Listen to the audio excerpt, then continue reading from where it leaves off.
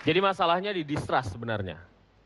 Jadi gini, saya mau lanjutkan ini Bung Alfon, sebab kalau memang diskusi Anda ke situ, nanti saya dikatakan apa jadi gini, kontra demokrasi lagi. Saya tahu ya, kalau memang diskusi Anda ke situ, Anda tidak mau percaya lagi kepada DPR ini, artinya Anda tidak mau percaya lagi kepada partai politik, ya kan? Ini ada pemilu nih sebentar lagi, 9 April pemilu legislatif. Kalau ini dianggap pemborosan, ya udahlah. Tarik aja semua itu orang-orang politik dari kepemimpinan mereka di daerah, dari DPRD. Bahkan juga tarik juga itu presiden dari Ketua Umum Partai Demokrat itu yang sekarang jadi presiden gitu loh. Kita nggak punya cara lain, kita harus mendirikan negara ini melalui mekanisme partai politik. Bahwa partai politik ini ada masalah, kalau saya sebetulnya, kalau KPK mau ngomong baik-baik, mari kita ngomong apa yang terjadi.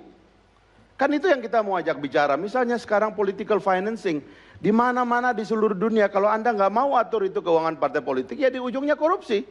Di mana-mana kalau kita bereskan yang namanya political fund, political financing, di ujung-ujungnya nggak ada korupsi.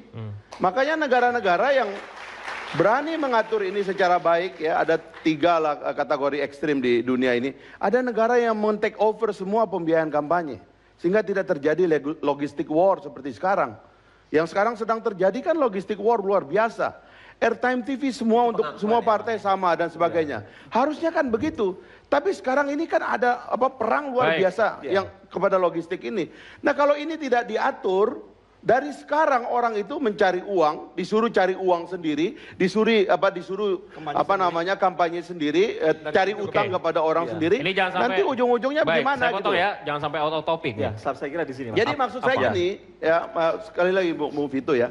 Kita ini kalau mau diskusi terhadap semua hal itu secara dingin, secara baik, menganggap bahwa kita ini semua bangsa baik, kita ini semua orang baik. Saya kalau saya jahat, mana berani saya muncul di TV gini, Bong.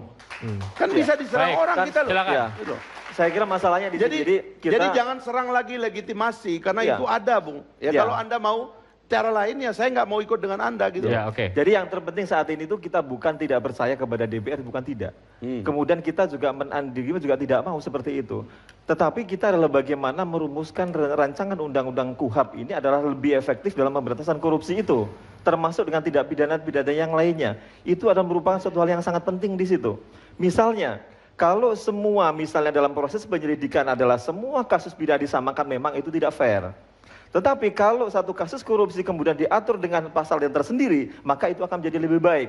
Contohnya misalnya, kalau masalah gratifikasi misalnya mereka adalah tidak menjadi merupakan bagian dari kasus korupsi, maka ini akan menjadikan soal yang sangat buruk. Kenapa? Itu pasti akan larinya ke pasal 55. Kalau pasal 55 diterapkan, maka akan lebih mudah untuk melakukan intervensi kepada pemerintah. Ini adalah merupakan suatu hal yang tidak adil. Ini yang perlu diatur dengan detail, mereka yang perlu diatur dengan secara baik, agar pemberantasan korupsi juga lebih maksimal. Itu yang terpenting di situ sebenarnya. Bung Nudirman, ada tanggapan?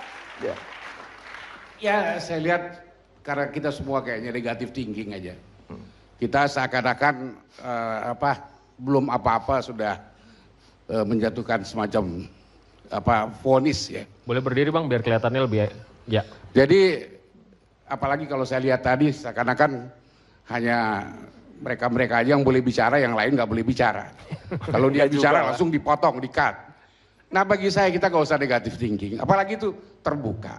Tadi sudah disebut oleh Ibu Tuti, pasal 211. Itu udah jelas mengcover leg spesialis.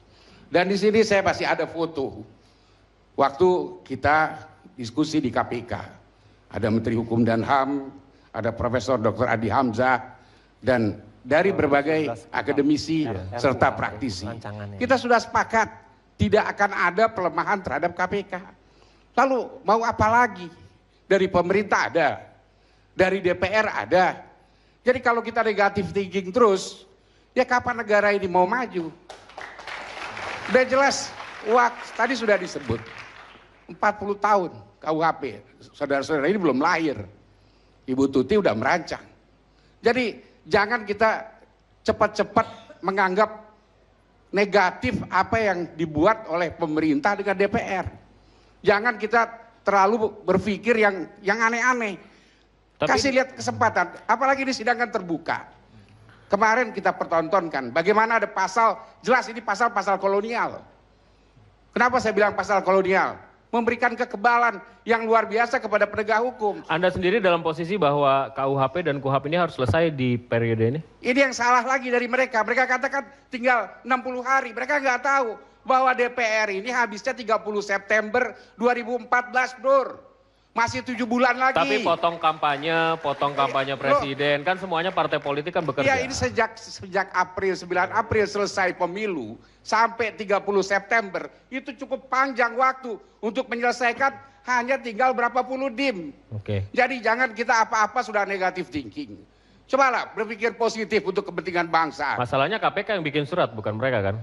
Loh, kan mereka yang jadi Iya. pembelanya Artinya mati-matian. KPK juga menurut Anda... Karena mereka mendapat honorarium, ya mereka mati-matian membela. Biasa aja, gak ada masalah. Kami akan kembali sesaat lagi, nanti dijawab saja. Kami akan kembali sesaat lagi.